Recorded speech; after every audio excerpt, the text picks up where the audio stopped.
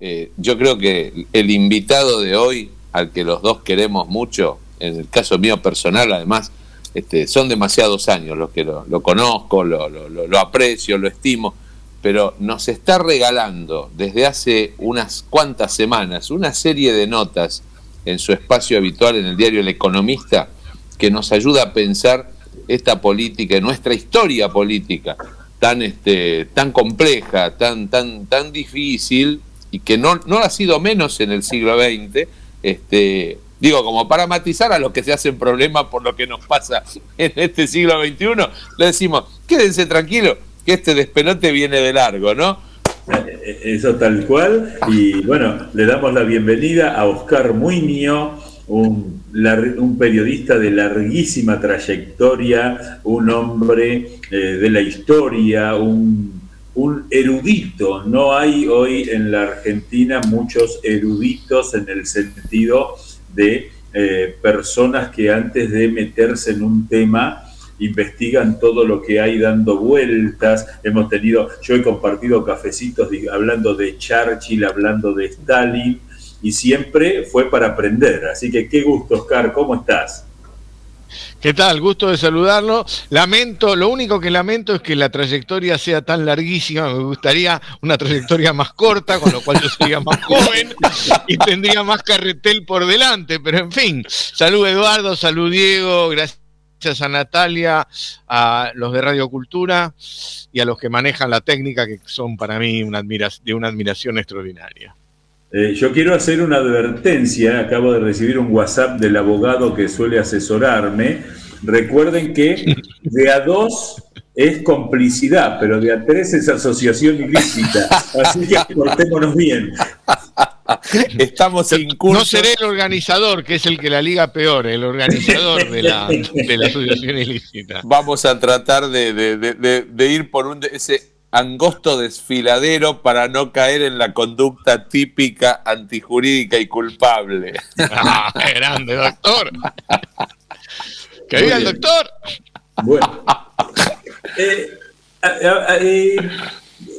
Oscar, apelando a que, digamos, cuando confluyen en una persona el espíritu periodístico y el espíritu del historiador, es muy interesante porque es más sencillo no mezclar las cosas, ¿no es cierto? Es decir, a veces el periodista tiene un impulso a hacerse el historiador, y el historiador también tiene la tentación. En tu caso, vos manejás muy bien el equilibrio entre tus dos oficios, y me gustaría preguntarte si hablando en términos generales, no coyunturales, pero si este periodo que en la Argentina se desató a partir del 2001 y que parece tener una gran coherencia hasta ahora, coherencia lamentable, pero coherencia al fin, si vos lo ves comparable con otros periodos de nuestra historia, y empecemos a indagar esa idea que a mí me gusta mucho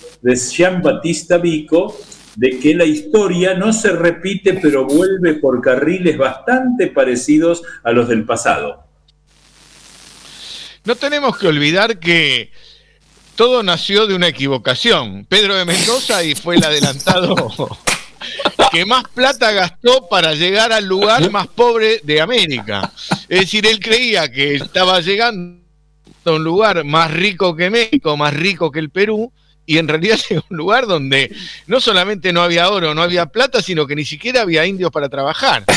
Resultado por el cual el tipo se gastó una fortuna, que inventó Buenos Aires, y le fue tan mal, pero tan mal, que ni siquiera sabemos con certeza dónde puso su fuerte original. Igual le debemos las vacas, es decir, todo lo nuestro salía al revés. Él vino a llevarse la mosqueta y nos dejó una riqueza extraordinaria, que fue la riqueza vacuna y de los cueros y de la carne. Y desde ahí todo es igual, digamos. Estamos por cumplir 500 años de equívocos, donde los que quieren una cosa logran lo contrario, y frecuentemente ocurre lo inverso a los demás. Yo creo que toda la historia argentina es una historia muy complicada. Vos fíjate que durante el Imperio Español nos fue muy mal. prácticamente hasta el siglo XVIII, hasta entrado el siglo XVIII, éramos un lugar intrascendente, es decir, que tuvimos siglos de intrascendencia. Recordando que llevamos más tiempo como parte del Imperio Español que como país independiente, cosa que nunca nos acordamos de... No se dice nunca eso, no se dice nunca. Nunca se dice. Segunda cosa, cuando arrancamos nos topamos con una guerra emancipadora que Argentina, digamos la verdad, fue el baluarte principal de toda la guerra de la independencia, no hay ninguna duda sobre esto. El corazón de la independencia americana late en Buenos Aires, única capital nunca reconquistada. Tal cual. Por España. Y después las guerras civiles, donde nos masacramos con entusiasmo a pesar de los poquitos que éramos. Y ahí nos matábamos, nos degollábamos, con tal entusiasmo que algunos se quejaban del pellejo duro que había para degollarlo a los tipos. Así que, digamos, respecto de eso estamos muchísimo mejor. Cuando nos organizamos poquito, porque vos imaginate que la organización nacional tal como la tenemos es cuando cae Rosas, enseguida nos dividimos en dos países, Confederación y Buenos Aires. Después de una guerra civil bastante complicada y con unos cuantos muertos, liquidamos a varios de los caudillos, y seguimos teniendo un levantamiento en 1874 por Mitre, es decir, el fundador de la nueva institucionalidad se levantó en armas. Después una revolución en el 80, otra en el 90, otra en el 93, que en realidad fueron dos, la del 93, otras en el 5. Digamos que la historia argentina es una historia llena de conflictividad, lo cual es lógico, y yo diría que lo más parecido es a los momentos de cambio, ¿no? El momento, por ejemplo, cuando estalla la Revolución del 90, que hay una crisis tremenda, que no solamente es política, sino que es social, es económica, y aparece un nuevo partido. Otra crisis es en el 30, donde pasa lo mismo. Otra crisis en el 43, que pasa lo mismo, y me parece que lo que estamos viviendo ahora es el fin de la dominancia del peronismo. Vamos a ver si se cumple, pero yo empiezo a alumbrar que el Partido Justicialista, que fue fuerza dominante, aún estando proscripta o fuera del gobierno, ha perforado su piso histórico. Y esto anuncia que hay un cambio social importantísimo en la sociedad argentina. Que vamos a otra cosa que no sabemos. Digo, el peronismo podrá seguir ganando elecciones, no estoy dando el acta de defunción. Digo, a partir de ahora le va a costar más llegar al 40 y pico % que tenía habitualmente. Está clarísimo, Oscar. La verdad que has hecho un paneo por nuestra compleja y atribulada historia. La verdad que recordar la cantidad de décadas, el tiempo que nosotros fuimos parte de reino incorporado al reino de Castilla, algo que se ve muy bien en una serie muy linda que sigue estando en Netflix, que es Isabel, que es todo el comienzo de esta gran confusión y todos los problemas que vienen a cuento de un gran malentendido, y no me refiero a don Pedro de Mendoza solo, me refiero a todo lo que estuvo en torno a ello, pero creo también, y permitime que lo diga, coincido plenamente con tu visión optimista, en el sentido de que pese a todo lo que nos pueda parecer y todo lo difícil que vivimos en la cotidianeidad, estamos inmersos en esta vorágine de acontecimientos, en esta realidad de las noticias 24 horas, o sea, 24/7, la gente todo el tiempo tiene información y está sobreinformada, saturada de información, esta infodemia que no sé si no es peor aún que la pandemia desde el punto de vista epidemiológico sanitario. Creo que estamos infinitamente mejor que como estábamos hace, no digo siglos, digo hace 40 años.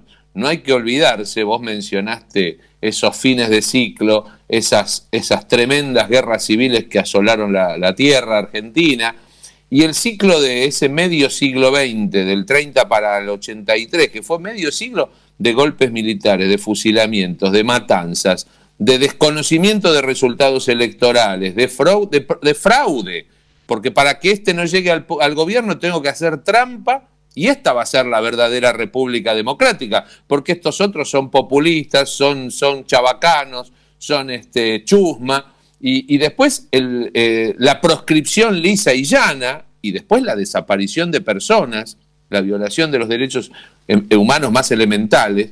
Me parece que desde ese punto de vista, la vuelta de página del 83 para acá, creo que nos tiene que servir a nosotros como para pensar, bueno, muchachos, tan mal no estamos en comparación para atrás. Ahora, que hay situaciones que la cotidianidad nos impide ver, yo comprendo, pero también creo que hoy en día hay 2 o 3 puntos básicos de acuerdo de los que no volvemos para atrás. Entonces me parece que el tema es poder levantar la mirada y resolver para adelante civilizadamente. Por eso nosotros con Eduardo en este programa hemos tratado siempre de hacer una militancia antigrieta, palabra que no usamos, una militancia antinómica, vamos a decir, ¿no? O sea, procurar buscar los comunes denominadores y también entender la diferencia del otro, que no es tolerancia, es respeto, porque si lo tolero es peor, digo, si lo respeto es mucho más valorable, más valiosa la opinión de nuestro contendiente circunstancial. Es un compatriota que piensa distinto o que vota diferente.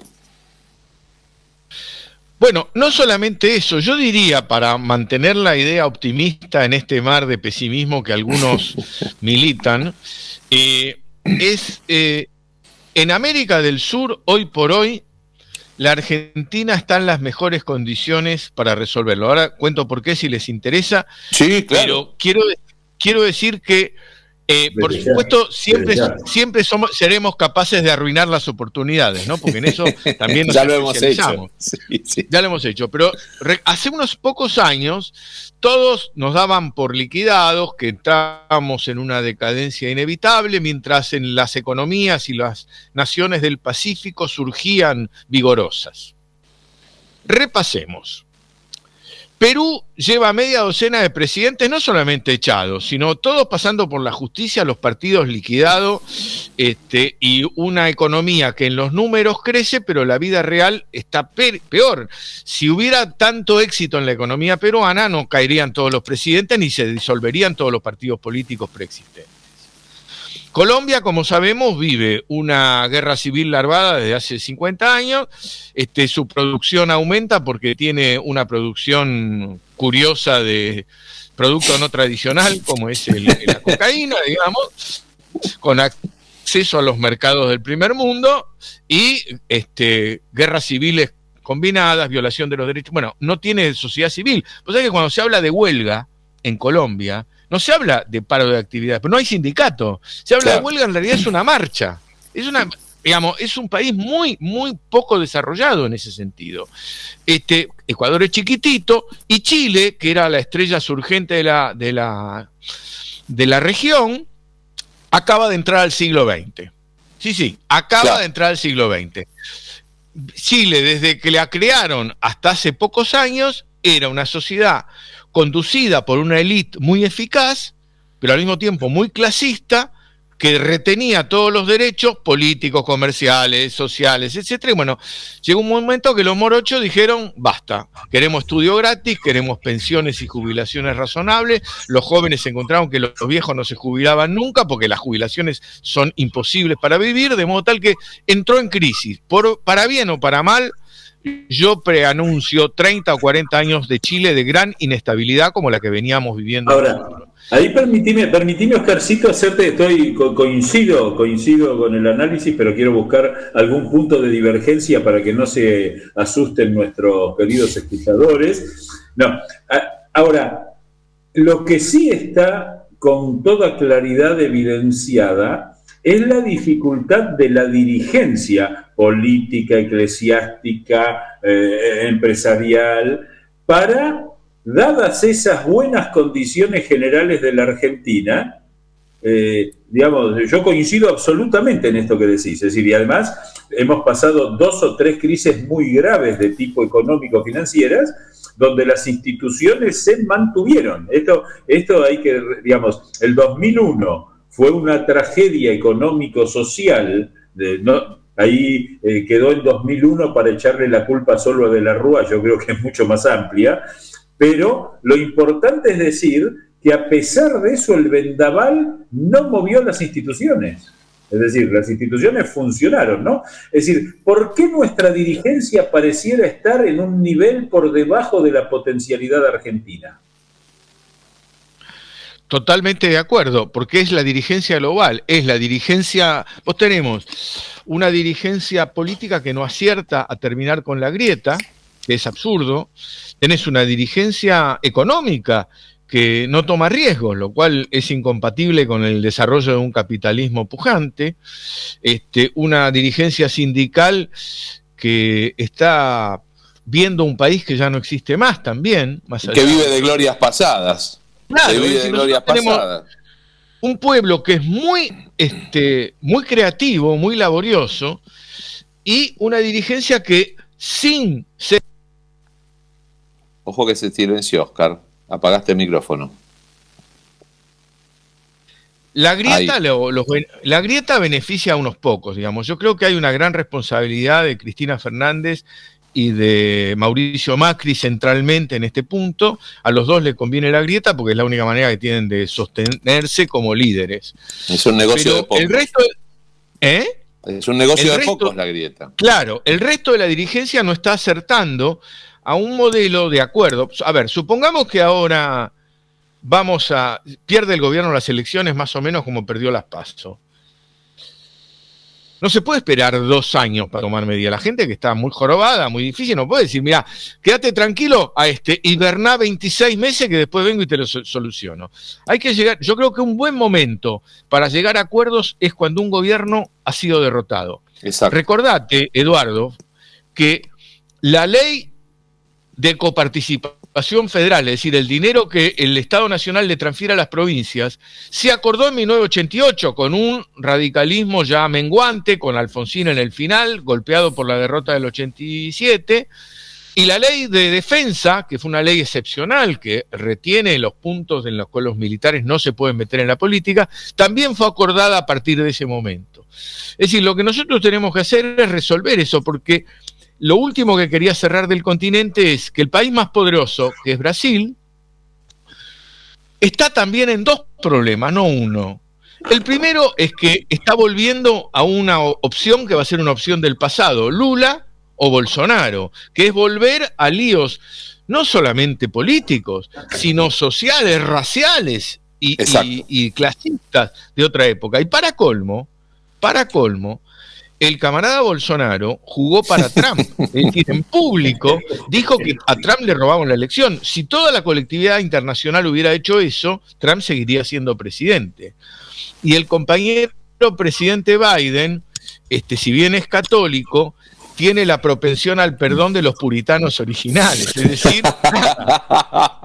castigo, letra roja en el castigo que va a sufrir Brasil por culpa de Bolsonaro todavía no está escrito. Bueno, así que yo creo que las condiciones nuestras son buenas. Pero fíjate que ahí es muy interesante, Oscar, porque, la alianza brasilero-estadounidense posterior a la Segunda Guerra Mundial fue de lo más estable en las relaciones diplomáticas de la región con la potencia hegemónica en los últimos 80 años. Y en este momento que eso empieza a trastabillar, porque también los brasileños tienen este problema de su dirigencia que no está a la altura de la potencialidad de su país, podría ser una oportunidad de la Argentina. Y vos ahí aludiste recién a algo muy interesante que me gustaría profundizar.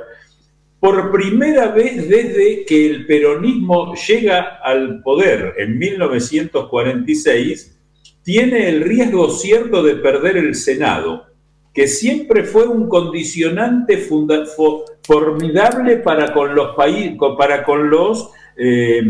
gobiernos no peronistas. Es decir, había una negociación con la Cámara que termina siendo la más poderosa, ¿no? Entonces, por un lado, uno ve una muy interesante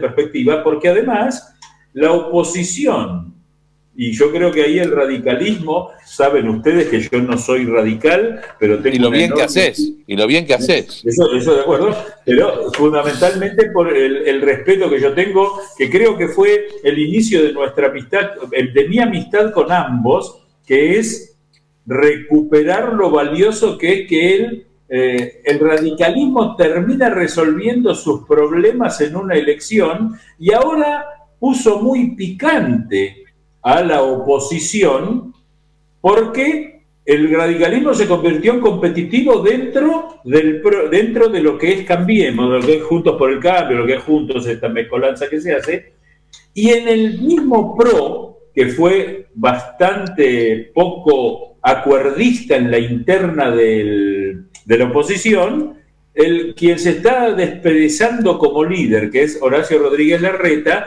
tiene una visión más aperturista y dialoguista que la que tenía Macri. Es decir, no sé cómo le sale, pero Horacio Rodríguez Larreta no es un grietista. Pero ahí hay un temor. Parecía que Fernández tampoco lo era, pero fracasó. Pero Fernández no tenía poder propio, debía construirlo y no se atrevió a hacer lo que uno tiene que hacer cuando construye poder, que es pisar callos de los demás, ¿verdad? Yo lo que creo además es que tenemos que mejorar un poco nuestra mirada, y eso sí es tema de la élite, porque se ha agravado en este momento algo que no ocurría desde hace 30 años, que es la lucha por el control del mundo entre dos potencias económicas equivalentes, que son China y Estados Unidos. Una de la que tenemos necesidad financiera, que es Estados Unidos, y otra de la que tenemos necesidad comercial, que es China. Claro. China nos pide para ayudarnos, entremos a la ruta de la seda, y si no, acuerdo caso por caso, y Estados Unidos nos pide para ayudarnos que rompamos con China, pero no nos compra lo que China sí nos compra. Es decir, estamos en una situación muy delicada. Yo, como saben todos, digamos, siempre he sido muy opuesto a todo tipo de alineamiento internacional. Creo que la autonomía es el único camino. Incluso vos sabés que los brasileros, en los años de la dictadura militar, la Juventud Radical tomó contacto con la juventud que apoyaba al gobierno militar, que todavía ellos no disolvieron los partidos, tenía un partido que era la Arena, y le dijeron a la Juventud Radical hace muchos años de esto, décadas, cuando la Juventud Radical le dijo, pero ustedes son alcahuetes de los yanquis. Dice, no, nosotros somos débiles, nos estamos acordando con los yanquis para ser más fuertes, y cuando seamos más fuertes nos vamos a independizar. Y de hecho, Brasil después fue uno de los líderes del BRIC, ¿no? Brasil, claro, Rusia, India, China. Ahora llegó la bestia, pero antes de la bestia todo estaba más o menos razonable. Así que yo creo que Argentina tiene que dedicarle más espacio a la política internacional, porque el juego de los países medianos o chicos como el nuestro tiene que ver con cómo está el juego en el mundo. Uno no puede hacer lo que uno se le ocurre, y me parece que este es un tema que tampoco se está debatiendo. Oscar, si a vos no te parece mal, si te podés quedar para la siguiente parte del programa, ahora vamos a ir a una pausa musical, y nuestro querido Quique, el locutor que lleva la nave junto con Natalia y el operador, nos va a introducir en una pausa, y después seguramente seguimos charlando, porque esto que vos estás señalando sobre el tema internacional también nos hace pensar respecto de las veces que la Argentina tuvo líderes que marcaron una posición internacional. A lo mejor lo podríamos reflexionar, o sea, ¿quiénes fueron esos? ¿En qué circunstancias la Argentina lideró un proyecto político transformador, pero con un grado de autonomía fundamental para poder marcar una posición ante el mundo? ¿Qué te parece? ¿Te quedás? A mi tema me llamaron. Dale, me encanta. Eso sí. Quiero aclarar que este optimista nos pegó el palito de decir, nosotros que somos un país chico o mediano, ¿cómo nos va a afectar al narcisismo con eso? Lo seguimos después de la pausa.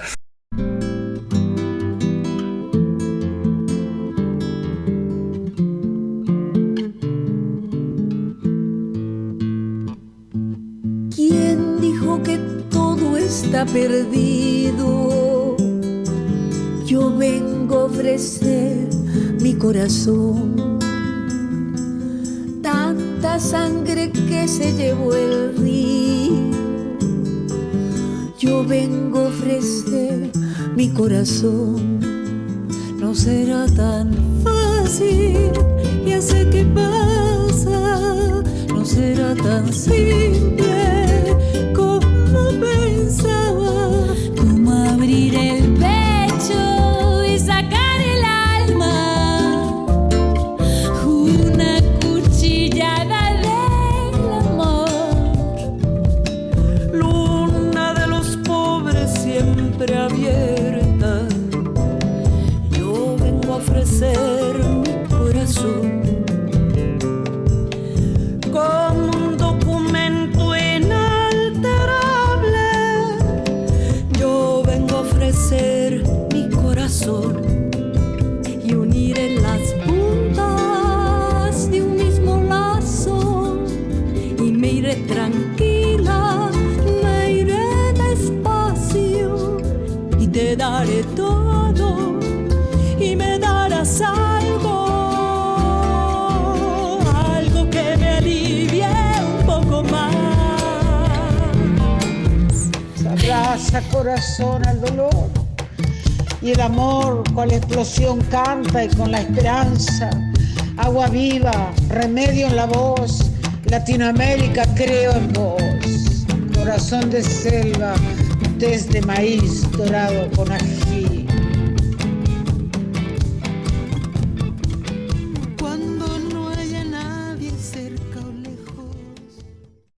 Vino bárbaro esa introducción musical, porque quedó latente ahí un tema que me gustaría que Oscar profundice, el contexto internacional, y además esa capacidad que supo tener la Argentina, y que yo creo que la puede reeditar, que ha sido los momentos en que un proyecto político democrático transformador además implicó o tuvo también su trascendencia en el mundo, liderando un proceso autónomo, un proceso sobre todo que marcó rumbos en América y en el mundo.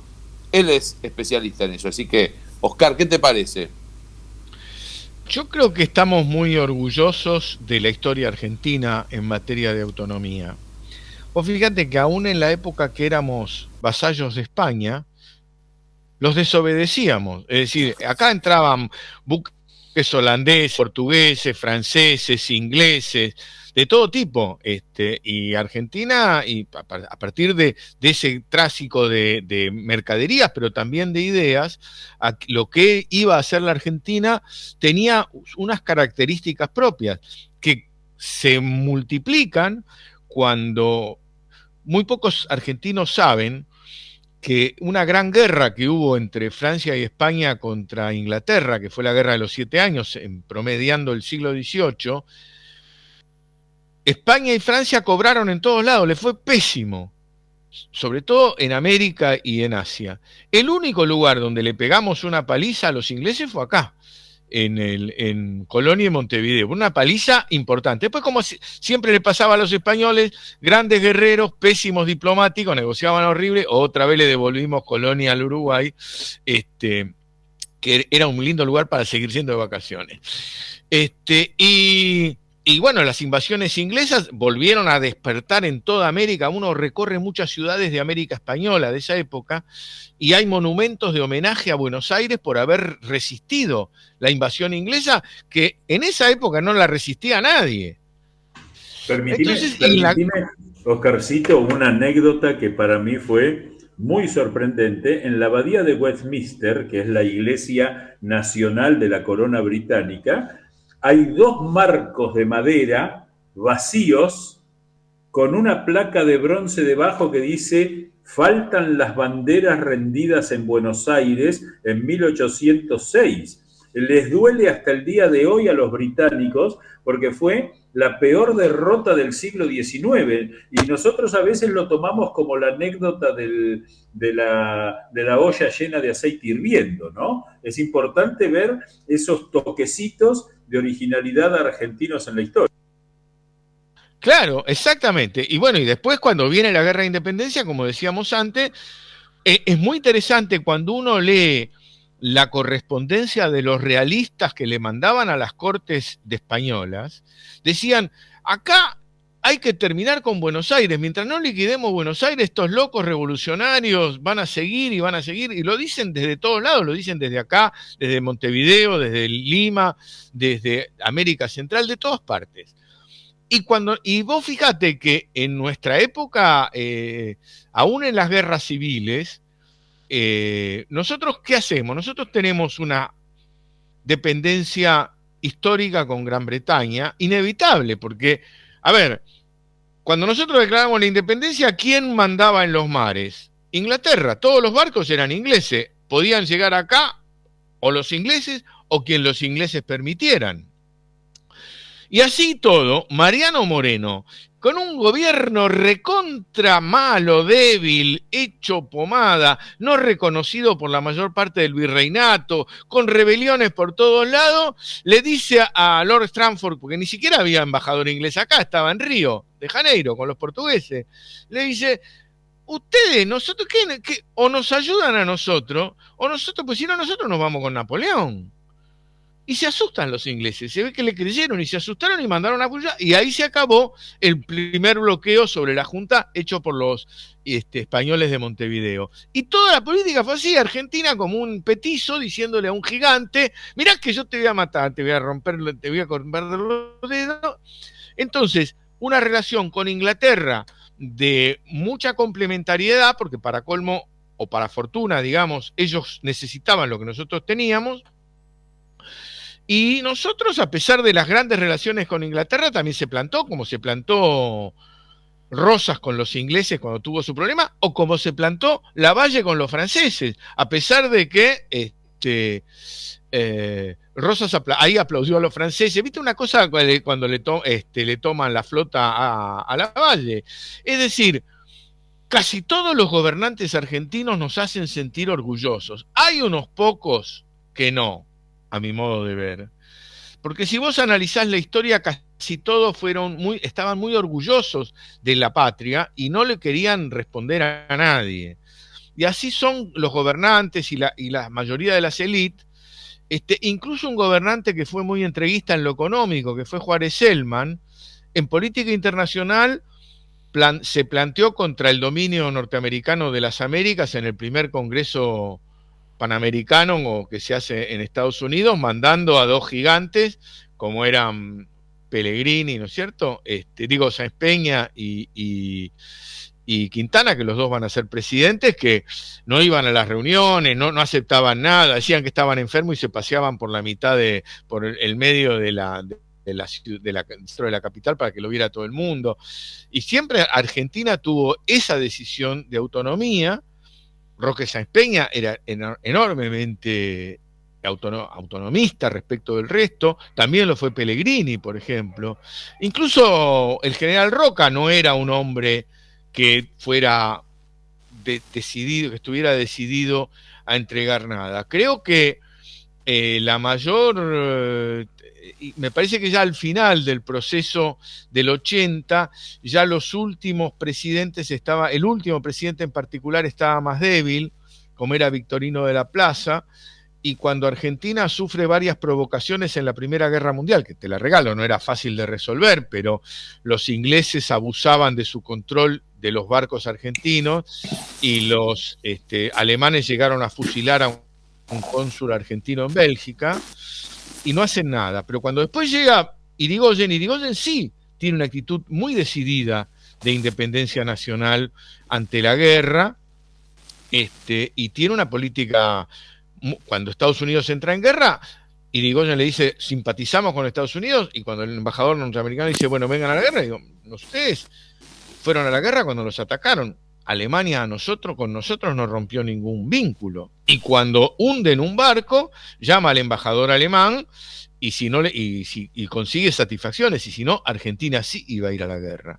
Y yo diría que toda esta política en general se va a mantener con la no lectura de los que llegan al golpe en el 30, de cómo era el mundo, que Inglaterra ya no era la de antes, y siguen aferrados a un país que ya está decadente, y después muchos militares que se equivocan y quieren apoyar a Alemania, pero no porque fueran nazis, sino porque los instructores militares eran alemanes acá, en Brasil y en Chile, porque lo que no te dicen los alcahuetes es que en Brasil el ministro de guerra brindó cuando cayó París tomado por los alemanes nazis. Los alemanes, sí, claro. Y la influencia alemana en el ejército chileno hasta hoy fundamental. Hasta en los uniformes, claro. Exactamente, exactamente. Entonces, yo creo que ahí hay una pifiada de algunos, pero que después se resuelve, porque en realidad el propio Perón colabora en echar a Ramírez, que era demasiado pro-alemán, y Argentina ahí empieza a bailotear. Creo que tuvimos un drama, no estudiado, da para un programa, me parece que ustedes seguramente harán alguna vez con gran éxito, que es que en Estados Unidos la mayoría de los diplomáticos estaban de acuerdo con la neutralidad argentina. Churchill estaba de acuerdo con la neutralidad argentina para recibir la carne sin que los submarinos lo torpedearan. Pero gana el sector ultra antiargentino, que es minoritario, pero que tenía al embajador acá, que pero muy activo, muy eficaz. Claro, y Cordell Hull, claro, que era el secretario de Estado. El subsecretario, que era el amigo de Roosevelt, estaba de acuerdo con la neutralidad argentina, y casi toda la línea del Departamento de Estado también. Pero bueno, ahí tuvimos un problema, que es un tema muy largo, y yo creo que ahí metimos la pata, ¿no? Y después la otra metida de pata para mí enorme es la de Menem, que por primera vez en la Argentina decide relaciones carnales, que suena muy divertida, siempre y cuando uno tenga alguna opinión en la posición a tomar. Estamos hablando con Oscar Muiño, periodista, historiador, que hoy nos honra y nos da una gran satisfacción porque es un querido amigo de Eduardo y mío, nos conocemos hace varios lustros, no vamos a decir la cantidad de años porque nos deschavamos todos, son demasiados. Meses. Son meses. Claro, tenemos, así como vos dijiste, esta larga trayectoria es un problema. Bueno, esta larga amistad también es un problema, porque amistad de 3 décadas ya es demasiado. Quiere decir que nos pusimos viejos siendo amigos. Así que la verdad que lo estamos pasando maravillosamente bien. Yo particularmente es como si estuviera en un ateneo, en un encuentro de amigos. Lo único que falta es la copita de vino, el queso, el salamín y escucharlo. No me hables de eso. No es hora. Dentro de un ratito tendríamos que tener un vermú. Acá habría que hacer un vermú. Cuando estamos cerca del mediodía, empezar el vermú. Sí. Ahí está. Es perfecto eso. Vos sabés que acá quiero preguntarte, Oscar. Vos sos un estudioso y muy conocedor del sistema de partidos. En el 2001, el famoso que se vayan todos, hubo muchas lecturas vinculadas a que los partidos desaparecieron. Y los partidos, por supuesto que sufrieron el golpe. El radicalismo llegó al 2% de los votos en alguna elección presidencial. El peronismo no encuentra la forma de articularse como un partido moderno, pero sin embargo no se ha podido prescindir de los partidos. Incluso una fuerza bastante reacia a la actividad partidaria, como es el PRO, se está viendo obligado por la circunstancia a tenerla, esa actividad partidaria. ¿Cómo ves vos a los partidos políticos y qué podemos mirar en el pasado que nos sirva como aprendizaje para este tiempo? Yo creo que la consolidación del PRO como partido es el éxito post-mortem de Raúl Alfonsín. Quiero decir,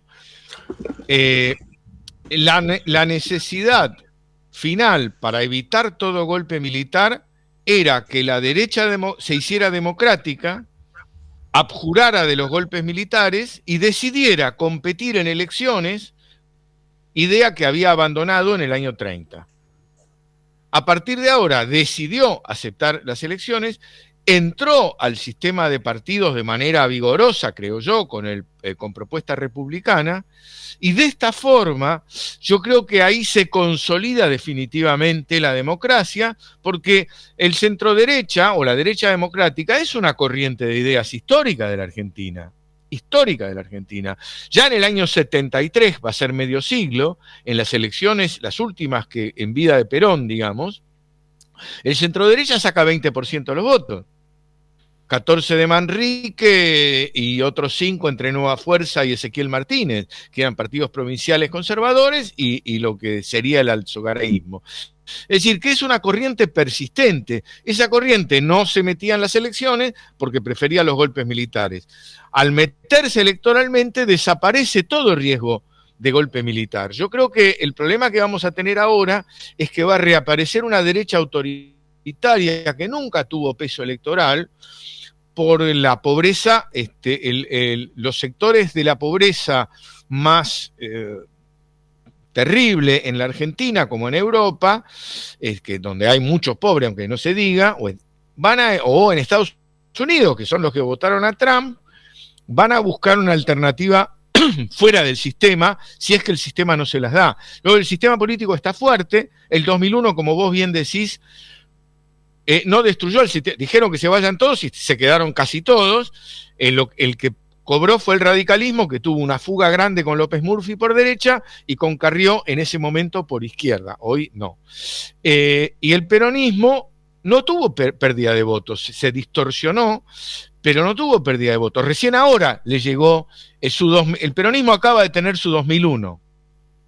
Este es para mí el mensaje. 20 años después, el peronismo sufre su 2001 porque, en mi opinión, y dado los datos que tenemos disponibles, cuando un partido perfora su piso histórico, que es lo que le pasó al peronismo, siempre sacaba, cuando ganaba 44, 48, cuando le iba muy bien en balotaje. Y cuando perdía si 40 mal, o 35, claro. Claro, exactamente. Ahora sacó 31%.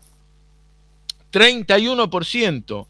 ¿Vos sabés cuánto sacó de la Rúa en el 2001? Sacó 22. No. Sacó 22%. Pero había roto la alianza la señora Carrió, que fue por afuera con su partido Ari, sí, y sacó 9. 22 más 9... 30. 31.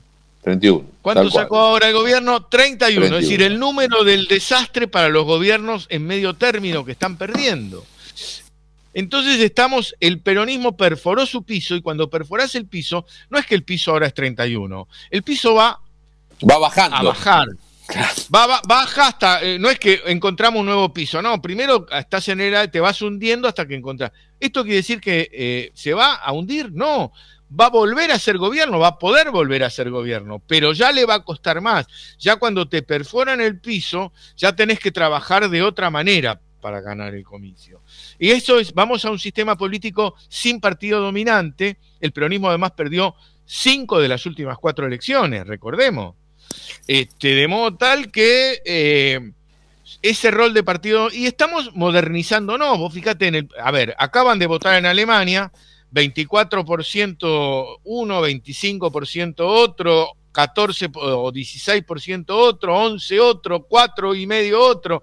Es decir, en los países modernos los votos se diluyen porque claro, las corrientes son más refinadas. Ya no es un bruto por acá y otra mitad por acá. Son coaliciones de muchos distintos. Y el sistema parlamentario lo favorece porque lo que desde el punto de vista criollo puede llegar a ser pero mirá qué debilidad, qué atomización. En realidad habla de la pluralidad, de una gran capacidad de organización, porque además se hacen las coaliciones con acuerdos, ¿no es verdad? Con acuerdos, con programas. Ahí está, ese es el eje. Ese es el eje, el acuerdo. Porque nosotros tenemos el fracaso de todas las coaliciones. La alianza fue un desastre y esta coalición actual también es un desastre. ¿Por qué? Porque no hay acuerdo. Los acuerdos tienen que firmarse. Veamos, en Alemania gobernaban aliados los socialcristianos y los socialdemócratas. Exacto. Escribieron como 300 páginas del acuerdo. La concertación chilena, los socialistas con los demócratas cristianos y otros partidos menores, los radicales, otro montón de acuerdos, ministros para cada lado. Acá el gran error de Macri por mezquino y de los radicales por arrodillarse ante Macri fue admitir un texto que no existe en el mundo, que es una coalición electoral. Electoral. Eso no existe, no hay ningún... le digo a Pongamos los todos oyentes, los votos de este miren, lado y después el que gana, el que haga lo que quiera, el que gana. Una cosa inaudita. miren lo que además. está pasando en Alemania. Se abre un sistema de charlas a ver qué parte del programa ofrece cada uno de los dos partidos que pueden aspirar a gobernar a los partidos minoritarios, Claro. qué les van a dar de sus programas y qué le van a dar de los ministerios. Y los ministros no lo pone el jefe, lo pone cada uno de los partidos, cosa que Macri no hizo. Es decir, Ahí. el desastre de esta coalición se debió a Macri y el de esta coalición se debió tanto a Alberto Como a Cristina. A Cristina, Claro. claro. Ahí yo quisiera, lamentablemente el tiempo se va acabando, querido amigo Oscar. Vos sabés que en el 83 vos has escrito una soberbia biografía de Raúl Alfonsín que recomendamos. Decinos el título. Alfonsín. Alfonsín, bien. Alfonsín. Para que se entienda. Muy bien. Eso es lo que se llama síntesis periodística. Muy bien. Bueno, en el 83 hubo un cambio de época que tardó en ser entendido como tal y en ser asumido como tal. Es decir, en el 83 se restauró la democracia, se restauró la república, y después tuvimos episodios que nos hicieron dudar, como el 87, el Semana Santa, el 88, Montecaseros, el 89, La Tablada y Villa Martelli, y después, sí. En el 90, cuando el levantamiento de Seineldin, ¿no? Sin embargo, sí, exactamente. Sin embargo, el cambio fue en el 83, no fue en el 90. Claro. Y yo tengo, y esto lo tiro como hipótesis, yo creo que ahora hubo un cambio de época que lo estamos empezando a ver, pero ya cambió. Es decir, por eso es muy interesante estar atento a los nuevos tiempos, porque si se repiten los viejos tiempos, se va a seguir consolidando ese cambio de época con otros actores. Es que la diputada kirchnerista tenía razón. Es mucho más divertido vivir en Argentina que en Suiza. Porque no, esa fue la viviendo... ministra de Seguridad, fue esa. La ministra de Seguridad. Claro, la ministra de Seguridad. Pero es que es así, es verdad. Pero claro, no hay que olvidar la mayor maldición de los viejos chinos. ¿Sabés cuál era la mayor maldición de los viejos chinos? Ojalá te toquen vivir tiempos interesantes. Ah, qué bueno. Qué buen cierre. Querido amigo, Diego, la hemos pasado extraordinariamente. Extraordinario. Fue un encuentro magnífico y la verdad que lo celebramos. Oscar, te comprometemos para volver a estar una mañana de estas con nosotros en radio y si se puede, hacemos una presencial en algún momento. Vamos a juntarnos a comer algo y a tomar un vinito y charlar. Con vermucito. El vermucito presencial, dale. Ahí Bueno. vamos a ir, ¿sabés qué? Tenemos que ir ahí por el Barolo, donde está Lázari. Sí, Y nos vamos abajo al Ávila y nos comemos una valencianada de ella. Sí. Tomamos un pacharán después. Un pacharán. Una última preguntita, Oscarcito. ¿Estás escribiendo algo? Sí, estoy escribiendo varias cosas. Sobre todo estoy escribiendo un tema que vos deslizaste hoy, que es el tema de la Argentina ante las dos guerras. Curiosamente, en una guerra hay varios líderes argentinos, pero en una está Irigoyen y en otra está Perón. Claro. Y entonces ese proceso es el proceso de Argentina ante guerras mundiales en situaciones extremadamente complejas, con los dos estadistas y líderes populares más importantes de nuestra historia, sin lugar a dudas, ¿no es cierto? Excelente, Oscar. Por lo menos. Lo estamos esperando, esa obra, la estamos esperando. Muchísimas gracias. Bueno, les agradezco a todos.